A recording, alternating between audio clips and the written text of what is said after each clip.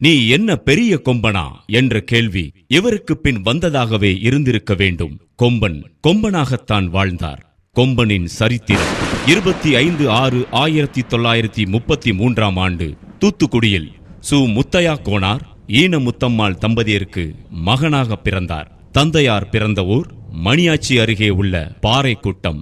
தாயார் பிறந்த ஊர் கயத்தாறு அருகே உள்ள 2ஆம் புலி ராமநாதபுரம். இவர் உடன் பிறந்தவர்கள் அண்ணன் கருப்பசாமி, சுப்பையா மற்றும் தம்பி கிருஷ்ணன். சகோதரிகள் பேச்சியம்மாள், பொன்னம்மாள், மாரியம்மாள். இவரது வாரிசுகள் பாஸ்கர், சங்கர், கற்பகவள்ளி. இவர் பெற்ற தங்கங்கள் இவர் பெயர் காக்கும் சிங்கங்கள் பாஸ்கர், சங்கர்.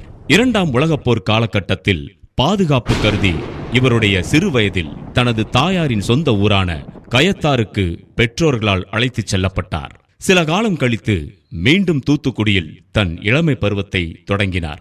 இவரின் மிக நெருங்கிய நண்பர்கள் ஆண்டி கோனார், குட்டப்ப கோனார், வெள்ளப்பட்டி ராயப்ப நாடார். இவர் திராவிட முன்னேற்றக் கழகத்தின் கொள்கைகளில் மிகுந்த பற்றுடையவராய் இருந்தார்.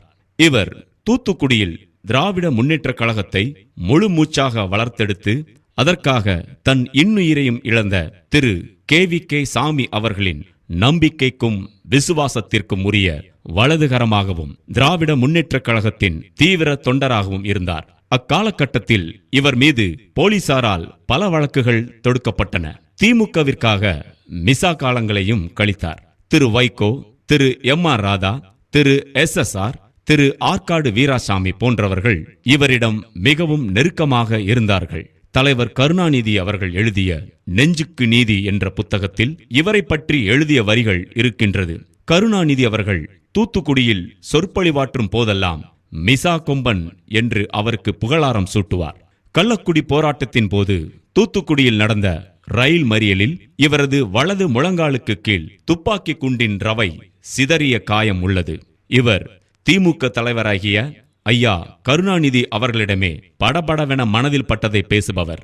இவரது நண்பர்கள் என்ன தலைவரிடமே இப்படி பேசுகிறீர்கள் என்று கேட்டபோது, நான் பதவிக்கும் பணத்திற்குமா கட்சியில் இருக்கின்றேன், அந்த நோக்கத்தில் இருப்பவர்கள்தான் கூளை கும்பிடு போட வேண்டும். நான் உண்மையான கட்சியின் தொண்டன், கட்சிக்காக அரும்பாடுபட்டு உழைத்தவன், கூளை கும்பிடு போட தேவையில்லை, அது தலைவருக்கும் தெரியும் என்பார். சிறுவயதில் திராவிட கொள்கைப்படி கடவுள் மறுப்பாளராக இருந்தார். இறுதி வரை திமுக பற்றாளராக இருந்தாலும் 30 வயதிற்கு மேலே கடவுள் நம்பிக்கையில் மட்டும் விதிவிலக்காக மிகுந்த கடவுள் நம்பிக்கையோடு இருந்தார். தனது அண்ணன் மறைவுக்கு பிறகு அவரது குடும்ப பொறுப்பை ஏற்றார். தன் அண்ணன் குழந்தைகளான 3 பெண் குழந்தைகளையும் மாரியப்பன், நயினார், ராஜா என்ற 3 ஆண் குழந்தைகளையும் வளர்த்தெடுத்து திருமணம் முதல் அனைத்து சுப காரியங்களையும் நல்ல முறையில் நிறைவேற்றினார். தூத்துக்குடியில் வாழ்ந்தாலும் தான் வாழ்ந்த கயத்தாரிலும் தோட்டம் அமைத்து தனது அமைதிக்காக அங்கு சென்று வருவார். அவரது அண்ணன் கருப்பசாமி உடல்நலக் குறைவால் இறந்தபோது ஈம காரியங்கள் செய்ய பணம் கொடுத்து உதவியவர் அவரது உறவினர் ராலிஸ் ஜே. சுந்தரராஜன் யாதவ் அவர்கள். இதை கொம்பக்கோனார் என் அண்ணன் இறந்தபோது உதவியவர் ராலிஸ் என்று கடைசி வரை சொல்லியதுண்டு. இவருடைய சோதனை காலங்களில் உதவியவர் தூத்துக்குடி மணல் மாணிக்கம் நாடார். மேலும் தூத்துக்குடியில் இவர் நண்பர்களாக திமுக நகர அமைப்பாளர் KR ராமலிங்கம், ரா. கிருஷ்ணன், மாவட்ட பேச்சாளர் ராக்கெட் ரத்னசாமி, போல்டன்புரம் சித்திரவேல் என்று கட்சி ரீதியாகவும் நட்பு ரீதியாகவும் அநேக அன்புள்ளங்களை சம்பாதித்து வைத்திருந்தார். குடும்ப பகை காரணமாகவும் தன் உயிரை காத்து கொள்ளவும் மட்டுமே ஆயுதம் ஏந்தினார். அந்நாட்களை பற்றி சில வரிகளிலோ அல்லது வார்த்தைகளிலோ விவரித்துவிட முடியாது. மேலும் சட்டம் ஒழுங்கு பிரச்சனை இருப்பதால் அது பற்றி விட்டுவிடுவோம். எதிரிகளால் உடல் முழுவதும் எழுதப்பட்ட ஆயுத எழுத்துக்களை உடலில் ஏந்தியவர். பகைவர்களால் 4 முறை வெட்டப்பட்டு எதிர்த்து போராடி வென்ற ஒரு மாவீரர். பாம்பென்றால் படையும் நடுங்கும், பகைவர்களுக்கு கொம்பன் என்றால் கொலை நடுங்கும். இருப்பினும் தானாக எந்த பிரச்சனைக்கும் அவர் சென்றதில்லை. அதே சமயத்தில் தன் தலைக்கு கத்தி என்றபோது அமைதி காக்க அவர் கோழை இல்லை. இந்நிலையில் அக்காலத்தில் தமிழகத்தை உலுக்கிய தூத்துக்குடியில் நடந்த டாக்டர் மரகதவேல் கொலை வழக்கில் இவரும் ஆண்டிக்கோனாரும் தவறுதலாக வழக்கில் சேர்க்கப்பட்டனர். பின்பு அப்போது DIG-யாக இருந்த அருள் அவர்களின் மேற்பார்வையில் வழக்கு விசாரிக்கப்பட்டது. அப்போது ஆண்டியும் கொம்பனும் இதுபோன்ற பணத்திற்காக தவறுகள் செய்பவர்கள் அல்ல என்று விசாரணை வேறு கோணத்தில் நடத்தப்பட்டது. அதில் டாக்டர் மரகதவேல் மாமனார் வீட்டில் வேலை பார்த்து வந்தவரின் மகன் கிருஷ்ணன் என்பவரும் அவருடைய நண்பர் பாலகிருஷ்ணன் என்பவரும் சேர்ந்துதான் இக்கொலைகளை செய்தனர் என்று டிஐஜி தலைமையில் கண்டுபிடிக்கப்பட்டது. இதையடுத்து கொம்பக்கோனாரும் ஆண்டிக்கோனாரும் விடுதலை செய்யப்பட்டனர். உண்மை குற்றவாளிகளான கிருஷ்ணன், பாலகிருஷ்ணன் ஆகிய இருவருக்கும் தூக்கு தண்டனை வழங்கப்பட்டது. இன்றளவும் அந்த கொலைகளை கொம்பக்கோனார் தான் செய்தார் என்று அநேகம் பேர் நினைப்பதுண்டு. டிஐஜி அருள் அவர்கள் காவல்துறையில் அனைவருக்கும் முன்மாதிரியாக விளங்கியவர். தமிழக காவல்துறையில் இவரை தெரியாதவர் இருக்க முடியாது. அந்த அளவிற்கு நேர்மையும் கண்ணியமும் உடையவர். நடிகர் திலகம் சிவாஜி கணேசன் அவர்கள் நடித்த தங்கப்பதக்கம் படத்தில் டிஐஜி அருள் அவர்களையே தனது ரோல் மாடலாக ஏற்று நடித்ததாக ஒரு கட்டுரையில் கூறியுள்ளார். இப்படிப்பட்ட ஒரு அதிகாரியின் விசாரணையில் குற்றவாளி அல்ல என்று நிரூபிக்கப்பட்ட பின்பும் பழிகளை சுமந்தார். மேலும் தனது இளமை பருவத்தில் வெட்டுப்பட்டு இழக்க இருந்த தனது இடது கரத்தை சரி செய்து கை கொடுத்த டாக்டர் மரகதவேல் அவர்களை தான் கொலை செய்ததாக சுமத்தப்பட்ட தீரா பழிக்காக மனம் வருந்தினார். 7 வருடம் சிறை தண்டனை, 5 வருடம் சிறை தண்டனை, கட்சி மீசாவுடன் சேர்ந்து 3 மீசாக்கள் என்று இவர் சிறையில் கழித்தது 20 வருடங்களுக்கு மேலாகும். திருநெல்வேலி, தூத்துக்குடி மாவட்டங்களில் முக்கிய புள்ளிகளில் அநேகம் பேர் இவருடன் மிகுந்த நட்புறவுகளாகவே இருந்தனர்.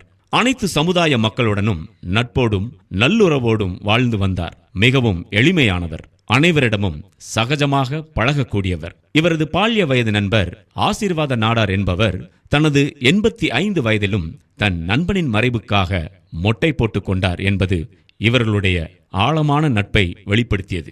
சாத்தான்குளம் பொன்பாண்டி தேவர் இவருடன் சிறிது காலம் இருந்தார். திரு ஜான் பாண்டியன் அவர்கள் இவர் மீது மிகுந்த பற்றும் பாசமும் கொண்டவர். மணியாச்சி, நாரைக்கிணறு, வெள்ளூர் பகுதிகளில் இவருக்கு வேண்டியவர்கள் அநேகம் பேர் இருந்தனர். குறிப்பாக மணியாச்சி சுடலைமுத்து தேவர் மற்றும் அவரது மருமகன் ஆட்டுக்குட்டி முருகையா தேவர் குடும்பங்கள் இன்றளவும் உறவினர்கள் போலவே இருக்கின்றனர்.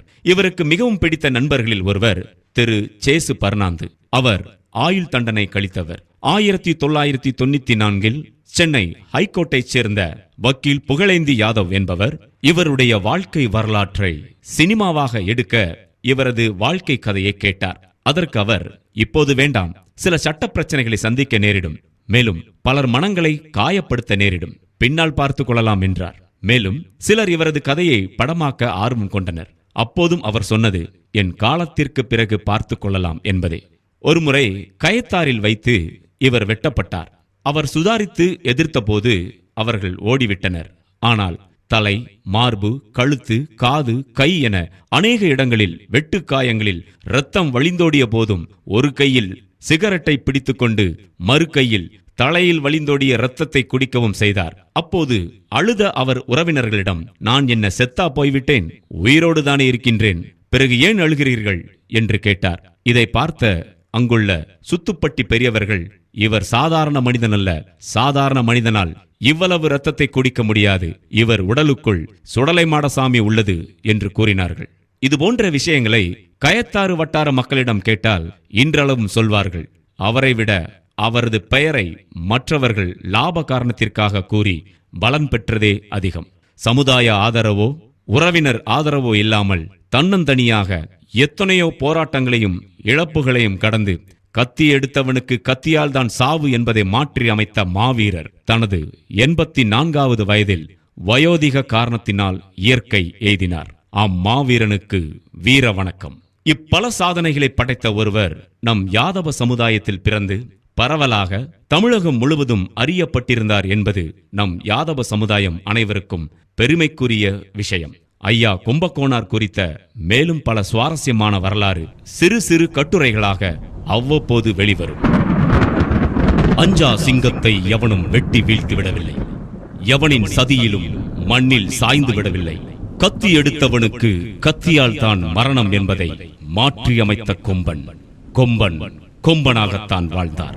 வயதின் முதிர்வு அவரது வாழ்வின் நிறைவு.